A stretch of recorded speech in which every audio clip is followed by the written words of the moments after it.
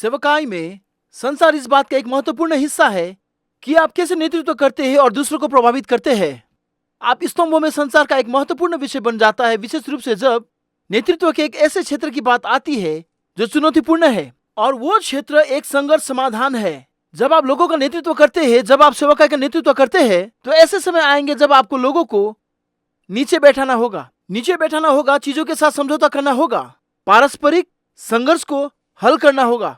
और संसार इसके लिए ये इतना महत्वपूर्ण हो जाता है क्योंकि अक्सर ये खराब संसार होता है जो वास्तव में संघर्ष को और भी बदतर बनाता है।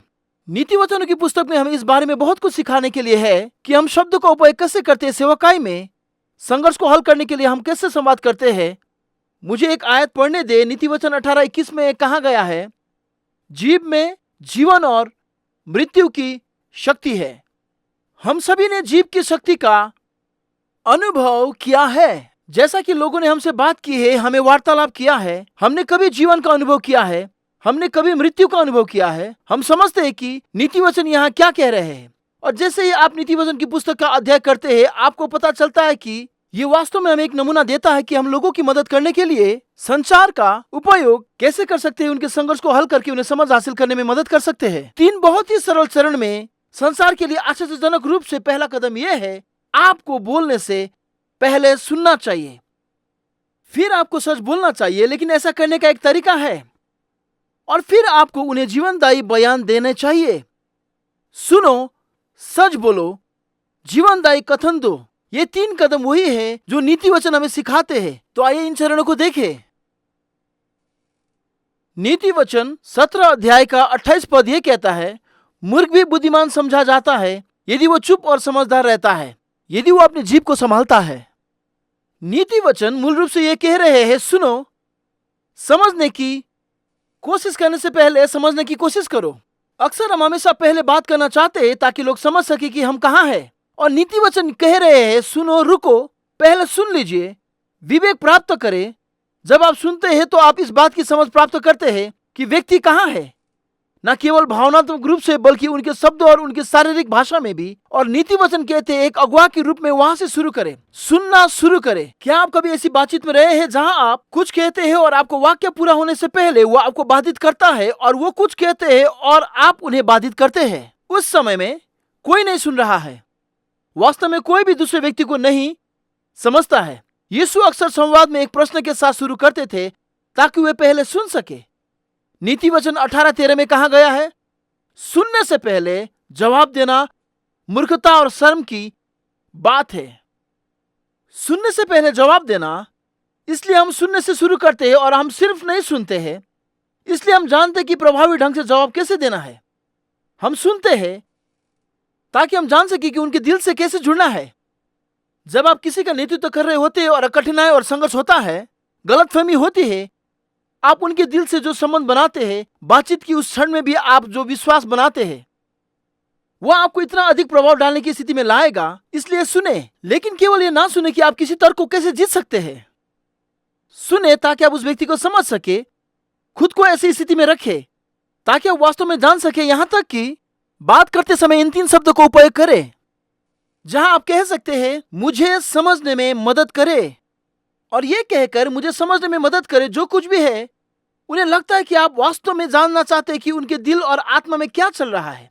नए नियम में एक पिता की कहानी है और शिष्य इस पिता के बेटे से बीमारी की आत्मा को बाहर नहीं निकाल सके जो बहुत बीमार था। और यीशु कहते हैं, मुझे अपने लड़के के बारे में बताओ, वो कब से इस स्थिति में है। यीशु उस लड़के के बारे में बारीकियों से जानता था। वे पिता के दिल से जुड़ रहे थे। और नीति वचन कहता है, सुने, एक अगुआ के रूप में वो ये जगह है जहां आप शुरू करते हैं। आप बात करने या उपदेश देने या आदेश देने से शुरुआत नहीं करते, पर सुनने से शुरू करते हैं। सुनने के द्वारा आप उनके दिल से जुड़ सकते हैं और वे जान सके कि आप उनकी फिक्र करते हैं और भरोसा बनता है।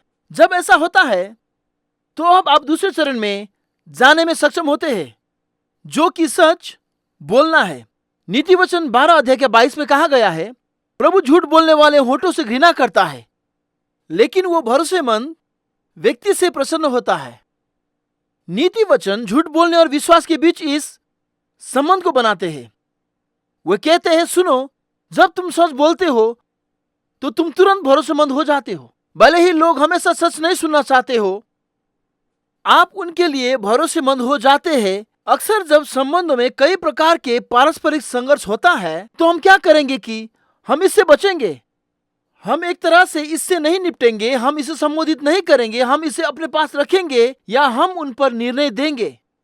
और सच बोलने के बजाय हम गलत समायोजन के इस दिल से बाहर आ जाएंगे या हम बस सच्चाई को समायोजित करेंगे। नीति वचन इसे बहुत स्पष्ट करते हैं।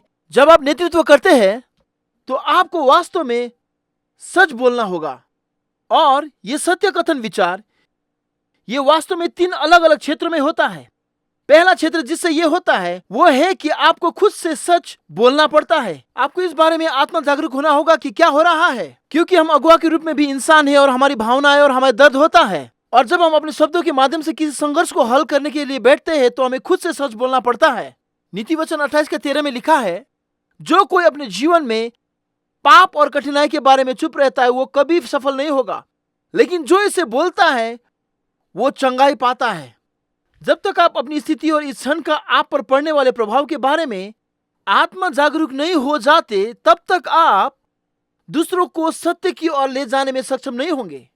हम इतना समय बिताते हैं, हम ये नाटक करते हुए इतनी ऊर्जा बर्बाद करते हैं कि हम ठीक है, ये नाटक करते हुए कि ये हमें परेशान नहीं करता है।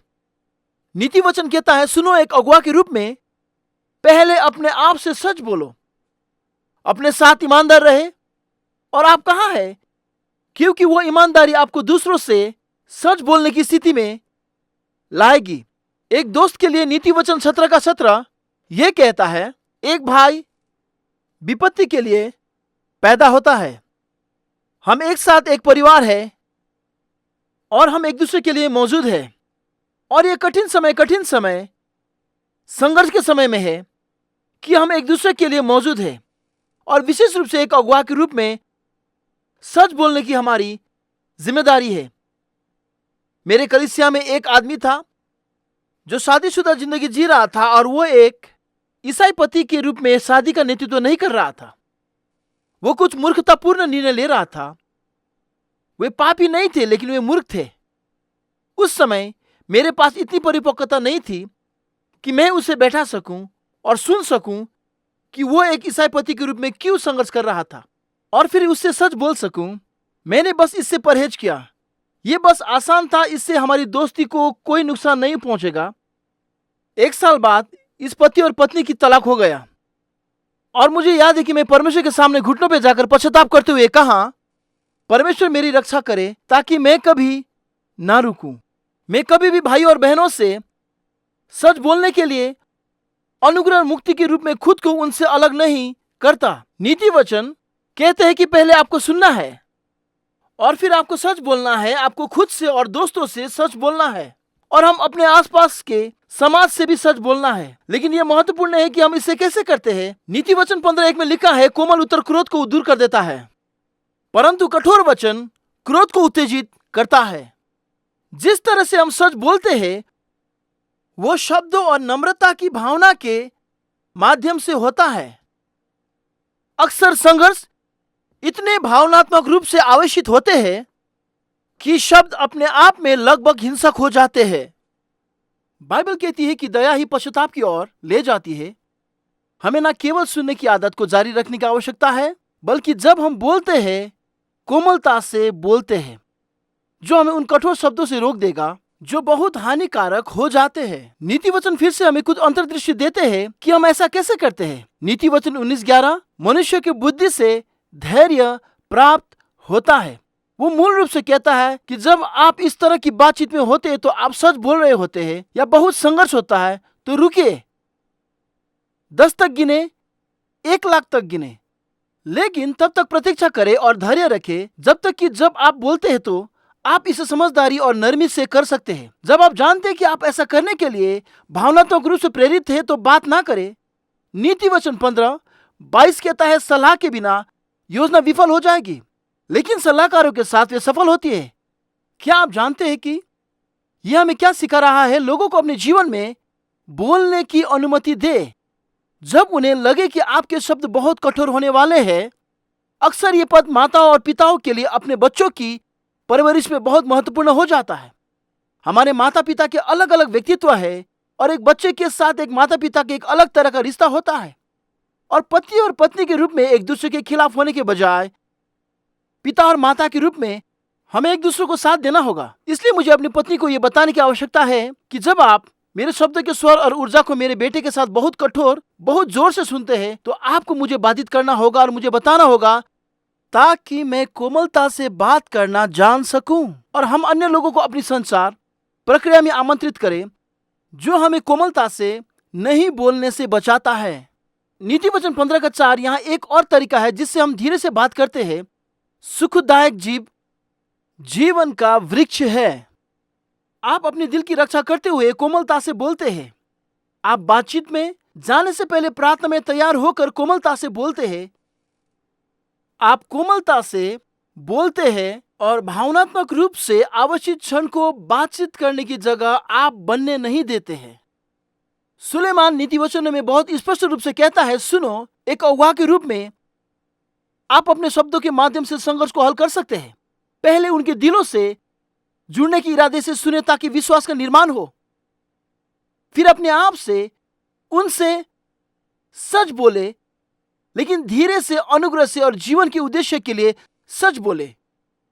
लेकिन फिर नीति वचन एक तीसरा बहुत महत्वपूर्ण कदम जोड़ता है जिसे अक्सर इस प्रक्रिया से बाहर रखा जाता है, खासकर जब किसी प्रकार का संघर्ष समाधान होता है। यह कहता है कि इसमें हमेशा जीवन देने वाले शब्द शामिल होते हैं। नीति वचन 10:11 कहता है, धर्मियों का मुंह जीवन का सोता है। क्या आपके शब्द जीवन का स्रोत है? क्या वो एक दलदल है जहां लोग डूब जाते हैं? और मैं आपके साथ कुछ वाक्यांशों को साझा करना चाहता हूं जो मुझे लगता है कि बाइबल और व्यवहारिक रूप से जीवन देने वाले शब्द हैं जिन्हें हमें अगुआ के रूप में अपने लोगों के साथ साझा करना चाहिए। हमें अपने लोगों से कहना चाहिए, मुझे आप पर विश्वास है। यीशु ने चेलों से यही कहा। आप अक्सर ऐसे लोगों को देखते हैं जिनका हम नेतृत्व करते हैं। वे आत्मविश्वास खो देते हैं और वे निराश हो जाते हैं और उन्हें एक ऐसी आवाज की जरूरत है जो कहे, मैं तुम पर विश्वास करता हूं, मेरा मानना है कि आप में मसीह है, मैं आप में विश्वास करता हूं। और उनमें आशा पैदा होती है क्योंकि आपने उस जीवन देने वाले शब्द को साझा किया है, मुझे आप पर विश्वास है। दूसरा शब्द जो हमें कहना चाहिए जो जीवनदायी है वो है, मुझे माफ कर दो, मुझे क्षमा कर दो। उन शब्दों को विशेष रूप से हमारे आसपास के लोगों को दिए जाने की आवश्यकता है। अक्सर एक अगुआ के रूप में हम महसूस करते हैं कि हम अपने अधिकार की स्थिति में कमजोरी नहीं दिखा सकते। हम गलतियां करते हैं और जब हम गलतियां करते हैं तो हमें उन्हें स्वीकार करना चाहिए और माफी मांगनी चाहिए। जितना बड़ा परमेश्वर इसका उपयोग विश्वास और घनिष्ठता बनाने के लिए करता है, जब आप अपनी गलतियों को स्वीकार करेंगे तो आपके लोग आपका अनुसरण करेंगे। यह माता पिता के लिए विशेष रूप से महत्वपूर्ण हो जाता है कि जब आप अपने बच्चों से कहते हैं, सुनो, मुझे खेद है कि मैंने पिछले दिन आपसे कैसे बात की थी। वे अनुभव करते हैं कि उस क्षमा को प्राप्त करना कैसा लगता है और ये इस बात का प्रतिबिंब है कि वे अपने विश्वास और अपने ज्ञान में कैसे बढ़ेंगे। यह एक जीवनदायी बयान है जो मुझे लगता है कि आपको देना चाहिए। मुझे तुम्हारी जरूरत है, मुझे आपकी आवश्यकता है। क्योंकि जब आप कहते हैं कि आप अपने रिश्ते के बारे में बात कर रहे हैं और आप उसके प्राप्त करता है, अक्सर सेवकाई में एक अगुआ के रूप में लोग हमसे कहेंगे, मुझे तुम्हारी जरूरत है, मुझे आपकी शिक्षा की आवश्यकता है, आराधना की आवश्यकता है और आपके नेतृत्व की आवश्यकता है। हमें उन लोगों के रूप में देखते हैं जिनकी लोगों को आवश्यकता होती है। लेकिन जब हम पटकथा को उलट देते हैं और कहते हैं, मुझे तुम्हारी आवश्यकता है, तो हम उनका मूल्य बढ़ाते हैं। जब आप ऐसा कहते हैं तो उन्हें समझाएं कि आपको उनकी आवश्यकता क्यों है। इसे आमतौर पर ना कहे, सटीक रहे। यही कारण है कि मुझे आपकी आवश्यकता है, क्योंकि जब मैं आपके आसपास होता हूं तो मैं प्रेरित रहता हूं। इसीलिए मुझे आपकी आवश्यकता है, क्योंकि जब मैं आपके आसपास होता हूं तो मैं सुरक्षित रहता हूं और मैं खुद में रहता हूं। इसलिए मुझे आपकी जरूरत है, क्योंकि मेरे पास ऐसा करने के लिए वरदान नहीं है और आप इसे बहुत अच्छी तरह से करते हैं और यह हमें एक अच्छी दल बनाता है। मैं चाहता हूं कि आप उन लोगों के मूल्य को और बढ़ाएं जो अक्सर आश्चर्य करते हैं कि उनकी वास्तव में आवश्यकता है या नहीं है। यहाँ एक और एक कथन है जो जीवन देने वाले शब्द है, मैं आपका सम्मान करता हूं, मैं आपका सम्मान करता हूं। अब मेरा मानना है कि यह कथन बहुत महत्वपूर्ण है, क्योंकि ईसाइयों के रूप में हमें एकजुट होना है। कलीसिया में हमें एकजुट होना है, लेकिन बाइबल जो एकता सिखाती है वो एकता नहीं है जिसे सर्वसम्मति या एक रूपता कहा जाता है। हम एक जैसे नहीं दिखते हैं, हम हमेशा एक जैसे नहीं सोचते, हमारे विचारों में मतभेद होते हैं। जब आप कहते हैं कि आपका सम्मान करता हूं, तो आप उस व्यक्ति को यह बता रहे हैं कि हमें एक दूसरे को महत्व देने के लिए सहमति की आवश्यकता नहीं है। एक दूसरे की पुष्टि करने के लिए हमें इसे पूरी तरह से समान रूप से देखने की आवश्यकता नहीं है। यह ठीक है कि हम असहमत हैं। मैं आपका सम्मान करता हूं, इसका मतलब है कि हम असहमत हो सकते हैं, लेकिन आप मुझसे अपनी निकटता में कभी कम नहीं हुए हैं। मैं आपका सम्मान करता हूं, यह एक ऐसा वाक्यांश नहीं है जो अक्सर कहा जाता है, लेकिन जैसे जैसे दुनिया अधिक से अधिक विभाजन होती जाती है और कभी कभी वह विचार कलीसिया में जबरन घुस जाता है, यह महत्वपूर्ण है कि हम अगुवा के रूप में उस जीवन देने वाले शब्द को साझा करें जो सुरक्षित एकता पैदा करता है। यहां एक और शब्द है और मुझे लगता है कि यह बहुत ही जीवनदायी और महत्वपूर्ण है, और वह है मैं आपसे प्रेम करता हूं। अधिकांश ईसाई जानते हैं कि वे अपने अगुओं से प्यार करते हैं, लेकिन शब्द कभी कभी अनुभव को मान्य करते हैं, और कुछ संस्कृतियों में ये कहने के लिए एक असामान्य शब्द है। हर संस्कृति में कुछ जीवन देने वाले बातें सामान्य होते हैं और अन्य जीवन देने वाले शब्द बहुत असामान्य होते हैं। लेकिन कभी कभी कलीसिया को प्रति संस्कृति होने के लिए कहा जाता है। इस तरह से व्यवहार करने और अभ्यास करने के लिए कि संस्कृति दिखती है, यह असामान्य है, यह अलग बात है। और कुछ संस्कृतियों के अगुवाओं के लिए मैं प्रेम करता हूं कहना बहुत ही विपरीत संस्कृति है। इससे आपको जीवनदायी शब्द देने से रोकने ना दे, लेकिन यह महसूस करें कि कलीसिया की सच्चाई लाने में एक भविष्य सूचक भूमिका है जो संस्कृति से अलग है, और वो जीवन देने वाला शब्द लोगों को मान्य करता है। हर कोई सुनना चाहता है कि उनसे प्यार किया जाता है। यहां एक और जीवन देने वाला शब्द है और वो है मैं तुम्हें माफ कर देता हूं। यह बहुत महत्वपूर्ण हो जाता है। मैं आपसे कहता हूं कि इस शब्द का उपयोग आप हेरफेर तरीके से ना करें, क्योंकि किसी ने आपको चोट पहुंचाई होगी। यह ऐसा है जैसे आप उन्हें यह कहकर वापस ला सकते हैं, हाँ मैं आपको माफ कर देता हूं, और आप वास्तव में स्थिति में हेरफेर कर रहे हैं। जब आप कहते हैं मैं आपको माफ कर देता हूं, तो समय बहुत महत्वपूर्ण है ताकि उन्हें छुड़ाया जा सके और वापस लाया जा सके। लेकिन लोगों के लिए यह सुनना महत्वपूर्ण है कि आप नाराजगी नहीं रखते हैं कि आपने उन्हें माफ कर दिया है, अन्यथा दुश्मन उन पर काम कर सकता है। जब वे कुछ गलत कहते हैं या कुछ गलत करते हैं, दुश्मन उन पर आरोप लगा कि उनको धोखा दे सकता है।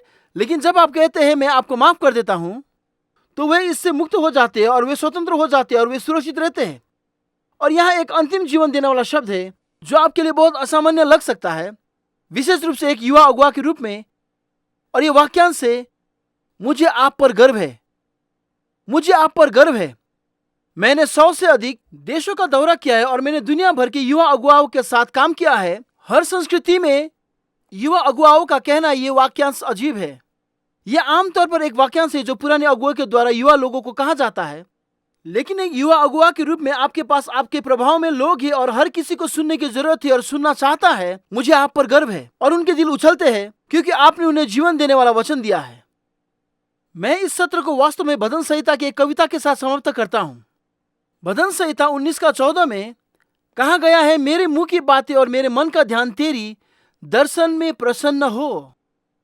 परमेश्वर ने हमें अपने शब्दों के माध्यम से संघर्ष को हल करने के लिए अगुवाओं के रूप में संसार का उपहार दिया है, और हम परमेश्वर की महिमा लाते हैं जब हम उनके दिल से जुड़ने के लिए सुनते हैं, जब हम कृपा के साथ सच्चाई को धीरे से बोलते हैं, और जब हम जीवन देने वाले शब्द देते हैं जो लोगों को ऊपर उठाते हैं और उन्हें परमेश्वर और हमारे लिए अगुवाओं के रूप में आकर्षित करते हैं।